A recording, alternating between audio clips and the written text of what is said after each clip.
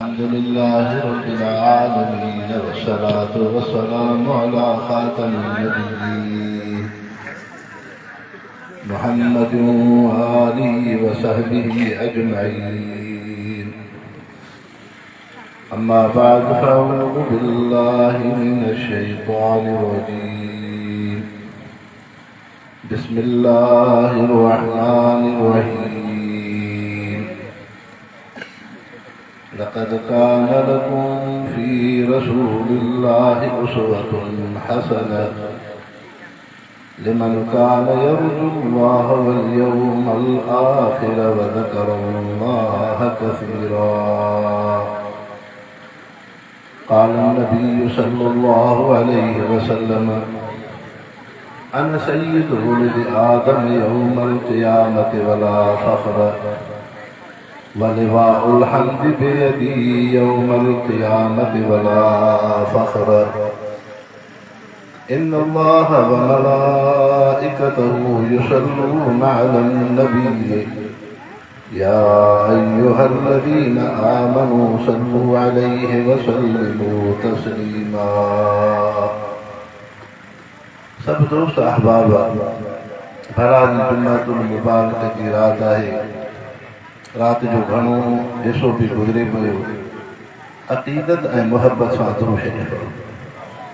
अल्लाहुम्मा सल्लि अला सय्यिदिना मुहम्मदिन नबिय्यिल उम्मी व आलिहि व बारिक व सल्लिम अदद कुल्लि मालूम लक दाइमन अबदा। वाजिबुल एहतराम मुअज़्ज़ज़ मुसलमान भाइरो, मदरसा रफ़ीक़ुल उलूम के नव निहाल शाहज़ादनि अहिड़ी दौलत ऐं अहिड़ो ख़ज़ानो सीननि में महफ़ूज़ फ़रमायो जंहिंसां दुनिया भी भली, क़ब्र भी भली, आख़िरत भी भली। ऐं जेको ज़िंदगी जो मक़सद हयात हो उन नूरानी ख़ज़ाने खे उन्हनि शाहज़ादनि सीननि में महफ़ूज़ फ़रमायो। अल्लाह शरीफ़ इन्हनि तालिबुल इल्मनि, संदन वालिदैन, असातिज़ा ऐं रफ़ीक़ुल उलूम जे इदारे जे ख़ादिमनि, अहले इलाक़े जे मुसलमाननि खे मुबारक हुजनि। रब करीम उम्मत मुस्लिमा जे ॿचड़नि खे क़ुरान पाक जी दौलत सां मुनव्वर फ़रमाए। मुसलमान भाइरो, अल्लाह शरीफ़ दुनिया में ॿिनि क़िस्मनि जूं नेमतूं रखियूं आहिनि। हिकिड़ियूं दुनिया में नेमतूं आहिनि दुनियावी, ॿियूं दुनिया में नेमतूं आहिनि दीनी।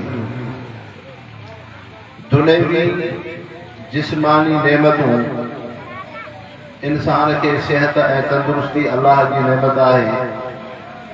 उज़वनि जी सलामती अल्लाह जी नेमत आहे। औलाद बचड़ा अल्लाह जी नेमत आहे। घरड़ो अल्लाह जी नेमत आहे। अबो अमड़ रिश्ता अल्लाह जी नेमत आहे। कंहिं इंसान खे ज़मीन जो बारो ऐं टुकड़ो अल्लाह जी नेमत आहे दुनियावी। कंहिंखे ढोर ढगो दुनिया जी नेमत। कंहिं इंसान खे धंधो कारोबार दुनिया जी नेमत। कंहिं इंसान खे मुलाज़मत नौकरी दुनिया जी नेमत। पोइ दुनिया जी वॾे में वॾी नेमत है सल्तनत ऐं बादशाही, जो हिकिड़ो इंसान इक़्तिदार ऐं उन्हीअ मुल्कियत ते वञी पहुतो, बादशाह बणियो, हुक्मरान बणियो। इन खां वधीक दुनिया जी का नेमत कोन्हे। ईअं ई मुसलमान भाइरो, रब साईं दुनिया में दीनी नेमतूं बि रखियूं आहिनि। कंहिं इंसान खे ईमान कलमे जी दौलत नसीब थी, इहा अल्लाह जे तरफ़ां दीनी नेमत। इंसान खे निमाज़ जी तौफ़ीक़ थी, रब जी तरफ़ां दीनी नेमत। क़ुरान पाक जी दौलत नसीब थी, दीनी नेमत। अल्लाह जे ज़िक्र महबूब मुस्तफ़ा जे सुन्नत सीरत जी नेमत थी, दीनी नेमत। मुसलमान जो बचड़ो हाफ़िज़े क़ुरान थियो, दीनी नेमत। आलिम दीन थी पियो, शेखुल हदीस, शेखुल तफ़सीर थियो, अल्लाह जो वली प्यारो बालो बणियो। पोइ हलंदे हलंदे दीन जा दर्जात जेके आहिनि दुनिया में दीन जी वॾे में वॾी फज़ीलत नुबुवत ऐं रिसालत आहे। तंहिंजे करे दुनियावी वॾे में वॾी जिस्मानी नेमत ही हुकूमत ऐं बादशाही, दीनी ऐं रूहानी वॾे में वॾी नेमत आहे नुबुवत ऐं रिसालत। हाणे इंसानो नुबुवत ऐं रिसालत उहो अल्लाह जे तरफ़ां एज़ाज़ ऐं इनाम आहे जेको इंसान खे कसब ऐं महिनत सां हासिल न थींदो आहे। बल्कि रब साईं फरमायो अल्लाहु आलम हैसु यजअलु रिसालत, रब जी मर्ज़ी आहे जंहिंखे रिसालत नुबुवत सां नवाज़े। आम इंसान जी तख़लीक़ दुनिया जे मिटीअ मां थींदी आहे, जंहिंजे करे हुन खां कुफर शिरक पियो थिए, गुनाह ऐं लाफ़रमानी जो ख़्याल पिया अचनि, हसद कीने हुबे जाह हुबे माल जा फितना पिया थियनि। लेकिन अल्लाह जो रसूल ऐं पैगंबर उहा मुक़द्दस हस्ती हूंदी आहे जो अल्लाह साईं रसूलनि जी जिस्म जी मिटी जन्नत मां रखी। तंहिंजे करे जन्नत में गार बंदि न हूंदी, जन्नत में हसद कीनो बोग न हूंदो, जन्नत में फितनो फसाद न हूंदो। तंहिंजे करे रसूल जी दुनिया जी ज़िंदगी जन्नत वारी हूंदी आहे जो उनजे तख़लीक़ ऐं वजूद में रब अहकमुल हाकिमीन जन्नत जी मिटी रखंदो आहे। हज़रत आदम अलैहिस्सलाम खां वठी महबूब मुस्तफ़ा सल्लल्लाहु अलैहि वसल्लम ताईं जेके बि रसूल पैगंबर आया, अल्लाह से उन्हनि जे वजूद में जन्नत जी मिटी रखी। पर हज़रत मोहम्मद करीम सल्लल्लाहु अलैहि वसल्लम इमामुल अंबिया पाण सल्लल्लाहु अलैहि वसल्लम फरमायो, मां उहो अल्लाह जो रसूल आहियां जो रब मां मोहम्मद मुस्तफ़ा जे वजूद में जन्नतुल फिरदौस जी मिटी रखी आहे। ॿियनि रसूलनि जे वजूद में जन्नत जी मिटी आहे, लेकिन महबूब मुस्तफ़ा जे जिस्म ऐं वजूद मुबारक में जन्नतुल फिरदौस जी मिटी आहे। इन जे करे पैगंबर करीम सल्लल्लाहु अलैहि वसल्लम फरमायो, मां इमामुल अंबिया आहियां, तमाम नबियनि जो पेशवा अॻवान मां आहियां। फरमायो अना सय्यिदु वुलद आदम यौमल क़यामत वला फ़ख्र, मां इंसान ज़ात जो सरदार हूंदुमि, क़यामत जे ॾींहुं मूंखे इन ते फ़ख्रु कोन्हे। लिवाउल हम्द बियदी यौमल क़यामत वला फ़ख्र, अल्लाह जे हम्द ऐं तारीफ़ जो झंडो मां मोहम्मद मुस्तफ़ा जे हथ में हूंदो, लेकिन मूंखे इन ते नाज़ ऐं फ़ख्रु कोन्हे। जॾहिं मोहम्मद मुस्तफ़ा जे हथ में अल्लाह जे हम्द जो झंडो हूंदो, हाणे इंसानो जन्नती इंसान महबूब मुस्तफ़ा जे झंडे जे हेठां हूंदा, पर महबूब मुस्तफ़ा जा उम्मती जन ईमान ऐं कलमो आंदो उहे बि उन झंडे जे हेठां हूंदा, हम्द लिवाउल हम्द जे हेठां। अहिड़े तरीक़े सां ॿियनि नबियनि जा उम्मती कलमो पढ़ंदड़ मुस्लमान उहे बि लिवाउल हम्द जे झंडे जे हेठां हूंदा। पर हज़रत आदम अलैहिस्सलाम खां वठी तमाम अंबिया ऐं रसूल उहे बि महबूब मुस्तफ़ा जे लिवाउल हम्द जे झंडे जे हेठां। हे अल्लाह से पैगंबर करीम सल्लल्लाहु अलैहि वसल्लम जे मकाम ऐं मर्तबे ऐं फज़ीलत खे नबी ऐं पैगंबर बणियो। इन्हनि ॿिन्ही जी ज़िंदगी में रात ॾींहुं दुनिया जा जेके इंसान हुक्मरान बणिबा आहिनि, बादशाह थींदा आहिनि इंसानो, उन्हनि जी मिज़ाज रसूल पैगंबर जी ज़िंदगी चाहूंदी आहे। बादशाह कमज़ोरनि खे हेठि कंदा आहिनि, ताक़तवर खे वधीक मज़बूत कंदा आहिनि, इंसानियत ते ज़ुल्म कंदा आहिनि। लेकिन रसूल पैगंबर जी इहा इंसानो ज़िंदगी हूंदी आहे, अल्लाह जो रसूल ऐं पैगंबर कमज़ोर इंसाननि खे मथे कंदो आहे। जंहिंखे दुनिया रहण बर्दाश्त नथी करे, जंहिंखे को इंसान हथ ॾियण बर्दाश्त न करे, जंहिंखे पंहिंजे कचहरी मजलिस में विहाइण बर्दाश्त न करे, अल्लाह जो रसूल पैगंबर इन कमज़ोर नहीफ़ इंसाननि खे अमीर इंसाननि जे आणे अल्लाह जो रसूल मुसावात ऐं बराबरीअ जी तालीम दर्श ॾिनी।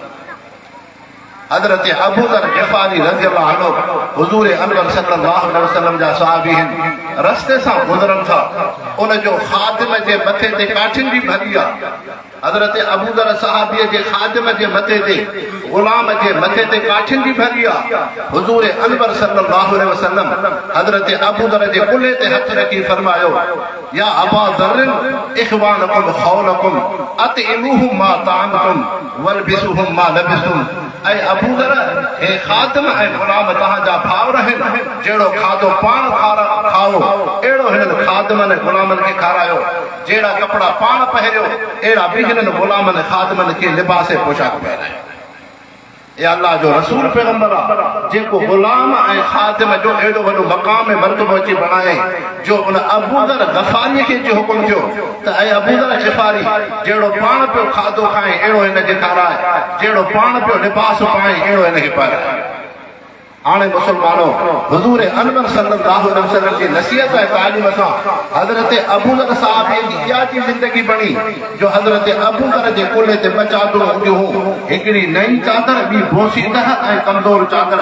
हज़रत अबू ज़र खां सहाबिन पुछो, अबू ज़र नई चादर त कुल्हे ते सम्झ में अचे थी, बोसीदह ऐं इहा कमज़ोर चादर कुल्हे ते छो रखंदो आहे? चए, जॾहिं महबूब मुस्तफ़ा मूंखे ख़ादिम जे मुतालिक़ नसीहतूं फरमायूं हुयूं, उन वक़्त में ख़ादिम जे कुल्हे ते बोसीदह चादर हुई, तंहिंजे करे अबू ज़र मुहम्मद मुस्तफ़ा जे हुकुम जी फरमा बरदारी करे इख़वानुकुम ख़ौलकुम, हे ग़ुलाम बि तव्हांजा भाइर आहिनि। हाणे अबू ज़र कुल्हे ते ॿई चादरूं रखंदो आहे, नई चादर बि रखंदो आहे, पुराणी बोसीदह बि रखंदो आहे, ताकि ग़ुलाम ऐं ख़ादिम सां अबू ज़र जी बराबरी। तंहिंजे करे इंसान हो इहो अल्लाह जे रसूल पैगंबर जी मुबारक ज़िंदगी हूंदी आहे, जेको कमज़ोर इंसाननि खे मथे आणे उहो अरब जो मुआशिरो, जंहिं मुआशिरे में इंसान नियाणीअ खे ज़िंदा रखणु बर्दाश्त न कंदा। नियाणी ॼमे त दल बजू मुसवतुन व कदीम, ॼण हुनजो चहिरो मटिजी वियो। नियाणीअ खे रखणु ऐब सम्झंदा हुआ। पैगंबर करीम सल्लल्लाहु अलैहि वसल्लम जन अल्लाह जे रसूल ख़ातमुन नबीयीन हज़रत मुहम्मद मुस्तफ़ा उन नियाणीअ जो इहो जी मक़ाम मर्तबो ॿुधायो। पाण सल्लल्लाहु अलैहि वसल्लम फरमायो, मन कानत लहू उनसा फरबहा व लम युसिर वलद अलैहा अज़मन लहुल जन्नत। जंहिं इंसान खे नियाणीअ धीअ ॼमी पई, उन नियाणीअ खे तालीम ऐं तरबियत ॾिनई, हाणे उनखे हया ऐं अदब सेखारियई, फरमायो अज़मन लहुल जन्नत, मां अल्लाह जो रसूल उन पीउ जे लाइ जन्नत ॾिनां। उहो अरब जो मुआशिरो जेको नियाणीअ खे ज़िंदा रखणु बर्दाश्त न कंदो हो, अल्लाह जे रसूल उन मुआशिरे में औरत ज़ात खे बचाए करे उन जे तालीम ऐं तरबियत ते तवजो ॾेई करे उन जो मक़ाम मर्तबो अची ॿुधायो। हाणे हुनजो मक़ाम ऐं मर्तबो छा अची पियो आहे? पैगंबर करीम सल्लल्लाहु अलैहि वसल्लम फरमायो, अद्दुनिया मताउन खैरु मताउ अल मरअतु सालिहा। दुनिया त सॼो हिकिड़ो सामान आहे, दुनिया में भले में भली नेमत दीनदार ऐं सालिह औरत आहे, दीनदार ऐं सालिह औरत आहे। हज़रत सईद बिन मुसय्यब रहमतुल्लाह अलैह ताबई बुज़ुर्ग जंहिं वटि वॾा वॾा नौजवान मर्द अची इल्म हासिल करनि, उन वटि औरतुनि जी तालीम जो बि इंतज़ाम हो। संदसि उन जी नियाणी बीवी दुर्र रहमतुल्लाह अलैहा उनखे क़ुर ऐं इल्म जी अहिड़ी त नेमत मिली, पंहिंजे पीउ हज़रत सईद बिन मुसय्यब वटां वक़्त जे बादशाह हारून रशीद खे ख़्यालु थियो, छो न पंहिंजे पुट मामून जे लाइ मां रिश्तो वठां। जॾहिं रिश्ते जी ख़्वाहिश कयई त सईद बिन मुसय्यब चयो, न हारून रशीद, तुंहिंजे घर में दुनिया ऐं पैसो आहे, मां पंहिंजी नियाणीअ खे क़ुर ऐं इल्म जी दौलत ॾिनी आहे, अहिड़े घर में मां रिश्तो नथो करे सघां जिथे मुंहिंजे नियाणीअ ऐं धीअ जो इल्म ज़ाहिर थिए। हाणे सईद बिन मुसय्यब पंहिंजे शागिर्दनि ते नज़र कयई। इब्न बुदा रहमतुल्लाह अलैह उन जो तिलमीज़ ऐं शागिर्द आहे, उनखे पंहिंजी नियाणी अल्लाह जी रज़ा ख़ातिर ॾिनई त मुंहिंजे धीअ खे बि इल्म जी दौलत, मुंहिंजो शागिर्द बि इल्म सां शौक़ु पियो रखे, छो न पंहिंजी नियाणी पंहिंजे शागिर्द खे ॾियां। जॾहिं रिश्तो थियो मुसलमानो, घोट कुंवार अची बणिया, कुझु अरसे खां बाद हाणे इब्न बुदा पंहिंजी घरवारीअ खे चवणु लॻो त मूंखे इजाज़त ॾे त मां उस्ताद सईद बिन मुसय्यब वटि वञी इल्म हासिल कयां। चई, या इब्न बुदा इजलिस मई फइन्नी उअल्लिमुका इल्म सईदन। ऐं इब्न बुदा, तोखे हज़रत सईद रहमहुल्लाह वटि इल्म ऐं हदीस जी ज़रूरत तॾहिं हुई जॾहिं मां जहिड़ी औरत सां तोखे रिश्तो ऐं निकाह न हो, जॾहिं मां जहिड़ी दीनदार औरत तोखे रिश्ते में मिली आहे। हज़रत सईद जो इल्म हाणे तोखे घरवारी घर में पढ़ाई। सुभान अल्लाह। इहो अल्लाह जो रसूल पैगंबर आहे जंहिं औरत खे एॾो वॾो मक़ाम ॾिनो। हाणे उहो अरब जो मुआशिरो जेको धीअ खे रखण बर्दाश्त न पियो करे, मोहम्मद मुस्तफ़ा उन्हनि नियाणियुनि जी तालीम ऐं तरबियत जूं तालीमात ॾेई करे हाणे उहो अची दौर अची ज़मानो बणियो आहे जो उन्हनि मुस्लमाननि जे उन घर में क़ुर जी तालीम औरतूं पयूं आहिनि। त मुस्लमानो इहा अल्लाह जे रसूल पैगंबर जी ज़िंदगी हूंदी आहे। अहिड़े तरीक़े सां इंसानो उहो अरब जो मुआशिरो जिथे माउ जो एतिराम न हो, माउ जो तक़दुस न हो, लेकिन पैगंबर करीम सल्लल्लाहु अलैहि वसल्लम माउ जो इहो त मक़ाम मर्तबो अची ॿुधायो। सहाबी अर्ज़ कयो इन्नी उरीदुल जिहाद, साईं मां जिहाद ते वञण थो चाहियां। फरमायो हल उम्मुक हय्यतुन, तुझी अम्मा जिंदा है? कि जी अल्लाह जा रसूल। फरमायो अल्दिल क़दमहा समिल जन्नत, माउ जे तू पेरनि में वञी वेह, तुझी जन्नत आहे, तुझी जन्नत इहा आहे, माउ जी ख़िदमत कर। अल्लाह जो रसूल पैगंबर आहे जेको कमज़ोर उन ज़ात खे वॾो मक़ाम मर्तबो अची ॾिनो। अहिड़े तरीक़े सां इंसानो उहो अरब जो मुआशिरो जिथे यतीमनि जे हक़ तलफ़ी थींदी, आम बि इहे आहे असां वटि। जेकॾहिं ताक़तवर रिश्तेदार हूंदो, यतीम कमज़ोर थी पियो, पीउ जो सहारो हले वियो, हाणे ताक़तवर चाचो ऐं रिश्तेदार उनजे मिल्कियत ते उनजी नज़र हूंदी, उनजे खजीअ ते उनजी नज़र हूंदी, उनजे बैंक बैलेंस ते उनजी नज़र हूंदी। न इंसान इहा जहालत है।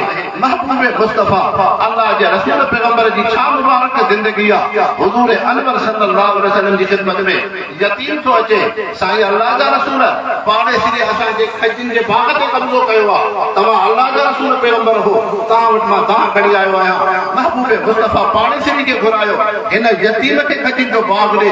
चइसे न बाग कम जो आहे। उन मजलिस कचहरीअ में हज़रत अबुल अहदर रज़ियल्लाहु अन्हु महबूब मुस्तफ़ा जा सहाबी बि वेठल आहिनि। हुज़ूर अनवर सल्लल्लाहु अलैहि वसल्लम यतीम जी सिफारिश पिया करनि। पाड़ेसी खे फरमायो तूं दुनिया जो खजिन जो बाग ॾे, मां अल्लाह जो रसूल पैगंबर तोखे जन्नत जे बाग जी ख़ुशख़बरी थो ॾियां। को इंसान दुनिया जो हरीस उनखे उन यतीम ते रहम न आयो।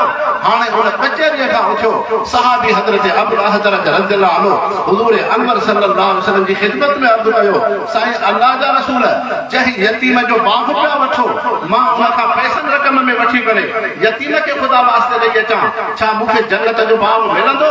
हुज़ूर अनवर सल्लल्लाहु अलैहि वसल्लम फरमायो हा अबुल अहदर रब तोखे जन्नत में सोनो बाग ॾींदो। सहाबी महबूब मुस्तफ़ा जी कचहरी खां उथियो, उन पाड़ेसी खां खजिन जो बाग रक़म ऐं पैसनि में वठी करे ख़ुदा वास्ते यतीम खे ॾेई महबूब मुस्तफ़ा जी ख़िदमत में आयो। साईं अल्लाह जा रसूल जेको तव्हां खजिन जो बाग पिया वठणु चाहियो, मां यतीम खे ख़ुदा वास्ते ॾेई आयो आहियां रक़म ऐं पैसनि खां वठी करे, छा मूंखे जन्नत जी बाग जी ख़ुशख़बरी मिलंदी? हुज़ूर अनवर सल्लल्लाहु अलैहि वसल्लम फरमायो ऐं अबुल अहदर जा तोखे ॿ नेमतूं ॿ सवाब मिलंदा। हिकु तोखे जन्नत में सोनो बाग मिलंदो, ॿियो तो अल्लाह जे रसूल जी दिलि खे ख़ुशि कंदो। अल्लाह जो रसूल पैगंबर आहे जंहिं इहा जी तालीम ॾिनी, अन वकाफ़िल यतीम कहातैन फिल जन्नत, मां ऐं यतीम जी ख़िदमत कंदड़ परवरिश घोर लहंदड़ इंसान ॿई जन्नत में गॾु हूंदा। तंहिंजे करे इंसानो बादशाह कमज़ोरनि ते ज़ुल्म कंदा आहिनि, अल्लाह जो रसूल पैगंबर कमज़ोरनि खे मथे कंदो आहे, कमज़ोरनि खे मथे कंदो आहे। ऐं ॿियो इंसानो दुनिया जा हुक्मरान ऐं बादशाह नरम उन गदन ते सुम्हंदा, दुनिया जे ताइश आइश में हूंदा, लेकिन रसूल पैगंबर जी ज़िंदगी उन जे मथे मुक़ाबिल हूंदी आहे। अल्लाह जे रसूल पैगंबर जो मक़ाम मर्तबो त इहो आहे जो जन्नत मां उन जे जिस्म में मिटी पई अचे, उन जो अल्लाह से वॾो दुनिया में मक़ाम मर्तबो रखियो आहे। लेकिन दुनिया जी ज़िंदगी अहिड़ी त ग़रीब मिस्किन सादी हूंदी आहे। हज़रत उमर फारूक रज़ियल्लाहु अन्हु फरमाइनि था मां महबूब मुस्तफ़ा जी ख़िदमत आयो, अल्लाह जा रसूल तॾहिं ते सुतल हुआ, हाणे हुज़ूर अनवर सल्लल्लाहु अलैहि वसल्लम जे मुबारक जिस्म ते मां नज़र कई, असरुल हसीर फी जसद रसूलुल्लाह सल्लल्लाहु अलैहि वसल्लम। हज़रत उमर रज़ियल्लाहु अन्हु फरमाइनि महबूब मुस्तफ़ा जे जिस्म मुबारक ते तॾहिं जे फड़नि जा निशान ॾिसी उमर जे अखियुनि मां लुक पिया। हज़रत उमर साईं जे अखियुनि में गिलियो थी पियो, उन सुरकनि ते महबूब मुस्तफ़ा जाॻिया। फरमायो उमर कहिड़ी शइ जो सदमो आहे? साईं कैसर और किसरा जा बादशाह अवां जे जूते जे मिटीअ जे दंद जे बराबरि न आहिनि। अल्लाह जे रसूल जी उहा मुबारक ज़िंदगी आहे जो तॾहिं जे फड़नि जा निशान महबूब मुस्तफ़ा जे मुबारक जिस्म ते आहिनि। पोइ उमर खे सदमो न थींदो त ॿियो छा थींदो? पाण सल्लल्लाहु अलैहि वसल्लम फरमायो ऐं उमर ॿुधाए असुल आख़िरत या दुनिया है? जैसे असुल आख़िरत जी ज़िंदगी आहे। फरमाए जेको काफ़िर जो हिस्सो आख़िरत में हो अल्लाह से उनखे दुनिया में ॾेई छॾियो, उनखे दुनिया में ॾेई छॾियो। मां अल्लाह जो रसूल रब जे रज़ा ते राज़ी आहियां। ॿी हदीस में महबूब मुस्तफ़ा सहाबा इकराम खे फरमायो, मुंहिंजा सहाबियो, हे त रब साईं दुनिया इन हीअ ग़ैर मुस्लिम जे लाइ बणाई आहे। काफ़िर खे आख़िरत में ज़रो बि उनखे हिसो न मिलंदो, लेकिन उहो काफ़िर जंहिंखे जन्नत में घर मिले हा ईमान कलमे जे करे, लेकिन उनखे सोन जूं नेमतूं मिलनि हा। अकुल त ईअं थो चवे दुनिया में उनखे सोन जो घर हुजे, सोन जा थाव हुजनि, सोन जूं आसाइशूं हुजनि, पर महबूब मुस्तफ़ा साहबा खे फरमायो अल्लाह से काफ़िर खे दुनिया में सोन एतिरो छो नथो ॾे? सोन जो महल ऐं सोन जा बर्तन ऐं थाव इन जे करे जो तमामु मुस्लमान ईमान खां निकिरी वेंदा। जेकॾहिं अल्लाह साईं ग़ैर मुस्लिम काफ़िर खे दुनिया में सोन जी वाफ़िर मिक़दार में ॾे त तव्हां असां मुस्लमान ईमान खां निकिरी वेंदा। ऐं हक़ीक़त बि इहा आहे, हक़ीक़त भी आई आहे। इंसान सिर्फ़ अखि दुनिया जे रुपए पैसे चंद शयुनि खे ॾिसे थी त अॼु तव्हां असां खां आख़िरत विसरी वियासीं, क़ब्र तव्हां असां खां विसरी वई, मौत तव्हां असां खां विसरी वियो। इंसान हुज़ूर अनवर सल्लल्लाहु अलैहि वसल्लम जो सहाबी आहे, तिरमिज़ी शरीफ़ हदीस पाक जो किताब आहे। सहाबी अर्ज़ कयो साईं अल्लाह जा रसूल, रब त इहो थो फरमाए इन सलात तन्हा अनिल फ़हशाए वल मुनकर, निमाज़ बेहयाई ऐं बुराईअ खां बचाए थी। पोइ असांजी निमाज़ त इन मक़ाम जी कोन्हे। हुज़ूर अनवर सल्लल्लाहु अलैहि वसल्लम उन सहाबी सबूरे खे फरमायो सल्ले सलात मुदइन, ईअं निमाज़ पढ़जण ज़िंदगी जी आख़िरी निमाज़, ॼण ज़िंदगी जी आख़िरी निमाज़ आहे। सुल्तान शमसुद्दीन अल्तमश बर्रे सगीर ते बादशाह, जंहिंजे घर में खादिमियाणियूं जेके रखंदा आहिनि ऐं जेके ख़ुदा वास्ते इंसान खे मानी थी मिले रोज़ानो, उहे खादिमियाणियूं क़ुरान जूं हाफ़िज़ तहज्जुद गुज़ार आहिनि। जंहिं बादशाह जूं खादिमियाणियूं नौकरियाणियूं भेड़ियूं हो, उन बादशाह जी ज़िंदगी चाहे जंहिं पंहिंजे वज़ीर खे चयईं जॾहिं मां शाही महल खां ॿाहिरि निकिरां सैरो तफ़रीह ऐं घुमण ते त पोइ उन वक़्त में मुंहिंजे कफ़न जी चादर साम्हूं रखंदो कर। वज़ीर चयो छो साईं, बादशाह त ईअं न घुमंदा आहिनि जो तव्हांजे साम्हूं मां कफ़न जी चादर रखां। सुल्तान शमसुद्दीन अल्तमश उन बादशाह पंहिंजे वज़ीर खे चयो वज़ीर दुनिया ॾाढी ख़राब थी, मतां दुनिया जी इज़त ऐं रौनक़ूं ॾिसी सुल्तान शमसुद्दीन अल्तमश कंहिं इंसान सां ज़ुल्म करे मतां दुनिया जूं रौनक़ूं ॾिसी बादशाही ऐं सल्तनत ॾिसी मतां पंहिंजे रब खे आख़िरत खे वेसारे छॾे साम्हूं कफ़न जी चादर ॾिसंदो, कंहिं सां ज़ुल्म बि न थींदो ऐं सुल्तान शमसुद्दीन आख़िरत खां रब खां गाफ़िल बि न थींदो। इंसानो गफ़लत में आण वारी शइ आहे दुनिया, तंहिंजे करे रब करीम तव्हां असांखे हुब्बे माल जे फितरे खां बचाए। पैगंबर करीम सल्लल्लाहु अलैहि वसल्लम दुआ घुरंदा हुआ, अल्लाहुम्मा ला तजअल अकबर हमी मिन दुनिया, ऐं रब साईं मां मोहम्मद मुस्तफ़ा जी ज़िंदगी अहिड़ी न बणा जो मूंखे गम ऐं फिक्र दुनिया जो मूंखे दुनिया जो फिक्र हुजे न। रब साईं जे दुनिया में रहाए गम फिक्र तो अल्लाह जो हुजे, तो रब जी तरफ़ मुंहिंजो तवजो हुजे, मूंखे दुनिया जो गम फिक्र न। अॼु तव्हां सां उहे इंसान हो राति जो सुम्हो था बिस्तरे ते निंड नथी अचे, दुनिया जो गम फिक्र आहे। सुबुह जो उथो दुनिया जो गम फिक्र, राति जो सुम्हो दुनिया जो गम फिक्र। हज़रत इमाम गज़ाली था फरमाइनि मन अहब शयन अक्सर ज़िक्रहु, जंहिंजी दिलि में जंहिंजी मोहबत हूंदी आहे उनखे यादि कंदो आहे घणो। हाणे कीअं ख़बर पए त तव्हां असांजे दुनिया सां मोहबत है या आख़िरत सां? जे सुबुह शाम दुनिया पैसे खे यादि कयोसीं, पैसो ऐं दुनिया इज़त ऐं शोहरत हुजे, सम्झो त दिलि में दुनिया जी मोहबत है। जे सुबुह ऐं शाम तोखे अल्लाह यादि हुजे, आख़िरत जो फिक्र हुजे, मौत जो तज़किरो हुजे, सम्झो त तव्हांखे अल्लाह सां। तंहिंजे करे मुस्लमानो अल्लाह जे रसूल जी ज़िंदगी सादगी वारी हूंदी आहे, गुरबत ऐं सादगी वारी हूंदी आहे। बीबी फातिमा रज़ियल्लाहु अन्हा हुज़ूर अनवर सल्लल्लाहु अलैहि वसल्लम जी ख़िदमत में अचे थी। ग़ज़वा हुनैन उहा हिकिड़ी जंग आहे जंहिंमें वधि में वधि माल गनीमत अचे थो। हाणे बीबी साहिबा हुज़ूर अनवर सल्लल्लाहु अलैहि वसल्लम जे ख़िदमत में आई, साईं अल्लाह जा रसूल अवां जे ख़िदमत में ग़ुलाम ऐं ख़ादिम आया आहिनि, फातिमा खे बि उन ग़ुलाम ऐं ख़ादिम जी ज़रूरत है। महबूब मुस्तफ़ा फरमायो न अल अरामिल अहक़ बिकी, ऐं फातिमा बराबरि तुंहिंजी बि ज़रूरतूं आहिनि, लेकिन पहिरियों अल्लाह जो रसूल उन्हनि जी देखभाल कंदो जेके मुंहिंजा सहाबी ग़ज़वात में शहीद थिया, उन्हनि जा बचड़ा यतीम आहिनि, उन्हनि जूं घरवारियूं बेवा आहिनि। अॻ में मोहम्मद मुस्तफ़ा उन्हनि यतीमनि ऐं बेवनि जी देखभाल। तंहिंजे करे इंसान रसूल जी इहा ज़िंदगी हूंदी आहे जेका गुरबत ऐं फ़क़ीरी वारी। सादगी वाली ज़िंदगी हूंदी आहे तंहिंजे करे सहाबा जी ज़िंदगी ॾिसंदो अल्लाह जे प्यारनि ॿारनि जी ज़िंदगी ॾिसंदो त दुनिया जो ताईश ऐं ऐश न आहे। त मुस्लमानो अल्लाह से तव्हां असांखे पंहिंजे नबी सुहारे जे तालीमात ते हलण जी तौफ़ीक़ अता फ़रमाए। आमीन। ऐं हुज़ूर अनवर सल्लल्लाहु अलैहि वसल्लम जा सहाबी छा त उन्हनि जो मक़ाम में मर्तबो आहे। उहे सहाबी जेके दीन ऐं इस्लाम जो मेयार हक़ आहिनि ला यसलहु आखिरु हाज़िहिल उम्मह इल्ला बिमा सलह अव्वलहा। इहो मक़ूलो हज़रत अबू बकर सिद्दीक़ रज़ियल्लाहु अन्हु जो बि आहे। इहो मक़ूलो हज़रत इमाम मालिक रहमहुल्लाह जो बि आहे जेके फरमाइनि था मुस्लमानो ख़बरदार मतां दुनिया जूं रौनकूं ॾिसी करे सम्झो त असांखे मथे हो न। तव्हांजो सुधारो तव्हांजी तरक़ी तव्हांजी ख़ुशहाली इन में आहे जीअं पहिरियों मुस्लमाननि जी हुई।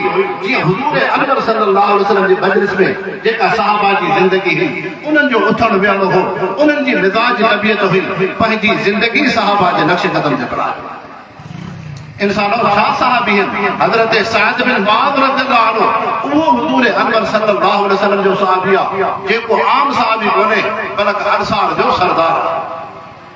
जो सरदार आहे। बदर के मौके ते हज़रत सअद महबूब मुस्तफा जी खिदमत में उथी बीठो। साईं अल्लाह जा रसूल हुकुम कयो समुंड में टुटी जो इन जी परवाह न कंदासीं त जान वञे त वञे। हुज़ूर अनवर सल्लल्लाहु अलैहि वसल्लम जे हुक्म जी फरमा बरदारी करणी आहे। इहो सहाबी ज़ख्मी थी पियो।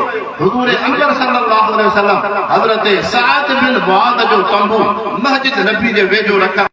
हाणे जॾहिं उन जी दवा दरमल पटी पई थे मस्जिद नबी जे वेझो ख़ीमे ऐं तंबू में सअद बिन मुआज़ आहिनि। महबूब मुस्तफा मस्जिद खां निकिरनि था हज़रत सअद खां तबपुरसी करनि था।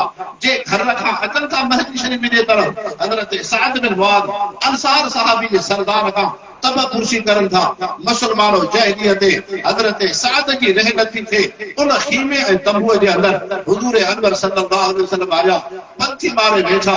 हज़रत सअद बिन मुआज़ रज़ियल्लाहु अन्हु इन अंसार सहाबीअ जो चेहरो अनवर महबूब मुस्तफा पंहिंजी गोद में रखियो पंहिंजी झोल में रखियो। हज़रत सअद जा आख़िरी प्रसाव आहिनि दुनिया खां मोकिलाइण वारी ज़िंदगी आहे लेकिन हज़रत सअद जो चेहरो अनवर महबूब मुस्तफा जी गोद में आहे। हाणे हज़रत सअद जूं अखियूं बंदि आहिनि। जॾहिं अखि सहाबीअ खोली हुज़ूर अनवर सल्लल्लाहु अलैहि वसल्लम जे चेहरे मुबारक ते नज़र पई। हज़रत सअद चेहरे अनवर खे ॾिसी इहे लफ़्ज़ अची चया अल्लाह जा रसूल जेको तव्हांजो हक़ हो सअद बिन मुआज़ अंसार जे सरदार तव्हांजो हक़ अदा न कयो आहे। क़यामत जे ॾींहुं तव्हांजे रहम ऐं फज़ल जो तलबगार आहियां। हज़रत सअद अखि खे बंदि कयो। ॿीहर सहाबी अखि खोली महबूब मुस्तफा जे चेहरे ते नज़र हुज़ूर पाक सल्लल्लाहु अलैहि वसल्लम जे अखियुनि मुबारकनि खां रुख पे हलिया।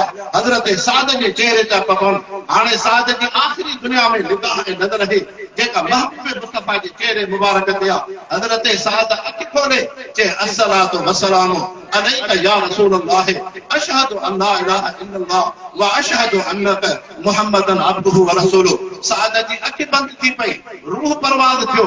हे उहो महबूब मुस्तफा जो सहाबी आहे जंहिंजो रूह परवाज़ महबूब मुस्तफा जी गोद ऐं झोल में थियो आहे। हज़रत अबू सईद खुदरी रज़ियल्लाहु अन्हु सहाबी आहिनि। फरमाइनि था मां कोडर खणी करे जॾहिं उन जी लहद खायां कोडर जो मिटीअ जा लफ़ा हणा त हर मिटीअ जे लबे मथां मुश्क ऐं अंबर जी ख़ुशबू पई अचे। दुनिया जा इंसान इहा दुनिया जी ख़ुशबू कान हुई इहा जन्नत जी ख़ुशबू हुई। उहो सअद बिन मुआज़ जंहिं मोहम्मद मुस्तफा सां अक़ीदत मोहब्बत कामिल रखी जंहिंजो रूह परवाज़ महबूब मुस्तफा जी गोद में अची थिए थो पोइ छो न हज़रत सअद जे कबर जे मिटीअ मथां मुश्क ऐं अंबर जी ख़ुशबू ईंदी। अल्लाह जे रसूल फरमायो मन कान लिल्लाह कान अल्लाहु लहू। जेको मानो रब जो बणंदो आहे रब बि उन बाने जो। तंहिंजे करे मुस्लमान भलारी जुमातुल मुबारक जी रात आहे। तोखां मूंखां कई ग़लती गुनाह थिया हूंदा। कॾहिं कंहिंजी गिला गिबत थी कॾहिं कंहिंजे लाइ हसद बुग़्ज़ थियो कॾहिं रब जे सजदे खां गाफ़िल थियासीं कॾहिं क़ुरान जी तिलावत खां गाफ़िल थियासीं कॾहिं महबूब मुस्तफा जी सुन्नत खां गाफ़िल थियासीं। अॼु दिलि जी सचाईअ सां सीरत नबीअ जे जलसे में आया आहियूं। बस रब जे दर ते तौबा करे अॻिते पंहिंजो ताल्लुक निस्बत क़ुरान सां रखो महबूब मुस्तफा जे सुन्नत सां रखो सहाबा अहल बैत जी मोहब्बत रखो। उलमाए हक़ ऐं उलमाए दीन सां वाबस्ते रखियो। तव्हां कचे जे बाशिंदा इलाइक़ा दूर दराज इलाइक़नि खां अची करे रफ़ीकुल उलूम जे उन दीनी इज्तिमा में हाज़िर थिया हो। आहियो त आम इंसान, लेकिन अॼु तव्हांजे दिलि में उलमा सां मुहबत आहे, दीनदारनि सां मुहबत आहे, क़ुरान वारनि सां मुहबत आहे। मुस्लमानों इहा मुहबत कहिड़ी शइ आहे? पैगंबर करीम सल्लल्लाहु अलैहि वसल्लम फरमायो, क़यामत में रब जी बारगाह में हिकिड़ो इंसान हूंदो, ईमान कलमो त हूंदुसि, लेकिन नेक अमल कान हूंदा। अल्लाह से फरमाईंदो हिन खे धोइण जे लाइ जहन्नम में मोकिलिजे। जॾहिं जहन्नम में वेंदो, मुस्तफा फरमायो, मरफू हदीस है, ज़ईफ हदीस कान्हे, अल्लाह जे रसूल फरमायो, उहो जहन्नम मां ॾिसंदो हिकिड़ो आलिम दीन, अल्लाह जो प्यारो माण्हू जन्नत जे तरफ़ वञे थो। हाणे गुनहगार उन आलिम दीन खे मुखातिब थींदो, हल अरिफ़तनी इन्नी शरीफ़तु लकल बा, साईं मूंखे सुञाणे था, मां ख्वाजा बिरादरी जो गुनहगार बानड़ो हुउमि। उन हीअ असांजे कोठड़े कस्बे में तव्हां उलमा दीनदार दीनी इज्तिमा में आयल हुआ, मां बि तव्हांखे पाणी जो ढुक पीआरियो हो। ईअं महबूब मुस्तफा फरमायो, उहो गुनहगार इंसान उन आलिम दीन खे चवंदो, हल अरिफ़तनी इन्नी वज़अतु लक माल वज़ब, साईं मूंखे सुञाणो था, तव्हांखे गुरु मां करायो हो, तव्हांखे नलको मां ॾेई ॾिनो हो, तव्हांखे बदनो मां भरे ॾिनो हो, निमाज़ त अम्हां पढ़ी, क़ुरान त अम्हां पढ़ियो, रब जो सजदो त अम्हां कयो, मां गुनहगार जूं एतिरियूं ख़िदमतूं आहिनि। अॼु तव्हां जन्नत ॾे वञी रहिया हो, मां जहन्नम में पियो आहियां। रब जी रहमत खे जोश ईंदो, अल्लाह से आलिम दीन खे फरमाईंदो, ऐ मुंहिंजा प्यारा बाना, हे आहे त गुनहगार बानो, लेकिन तोसां मोहबत हस, तोखे पाणी पीआरे, तोखे वुज़ू करायई, तुंहिंजूं ख़िदमतूं कयई, मां रब जे रज़ा जे ख़ातिर। जीअं अॼु तूं जन्नत में वञे थो, इन गुनहगार बाने खे बि पाण सां जन्नत में वठी वञे। तंहिंजे करे मुस्लमानों, इहा दीनी मोहब्बत वॾी नेमत आहे। अल्लाह करीम तव्हां असांजी हाज़िरी खे क़बूल फरमाए, हिन इज्तिमा खे पंहिंजी बारगाह में शर्फ़े क़बूल सां नवाज़े। वमा अलैना इल्लल बलाग। अल्लाह से असांजी हाज़िरी रब असांजे हिन इज्तिमा खे पंहिंजी बारगाह में शर्फ़े क़बूलियत अता फरमा।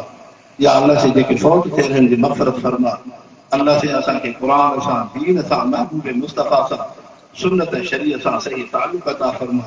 इन इदारे खे आबाद फरमा, ख़ादिमनि जी ख़िदमत क़बूल फरमा, उलमा जी हाज़िरी वाज़ो नसीहत क़बूल फरमा, नात ख़ुना पाननि जी मदह ऐं सना क़बूल फरमा। या अल्लाह से हिन इज्तिमा में जेके इंसान हाज़िर थिया आहिनि, सभिनी जी दुनिया आख़िरत बहितर फरमा। ऐं रब साईं बे औलादनि खे सालिह औलाद अता फरमा।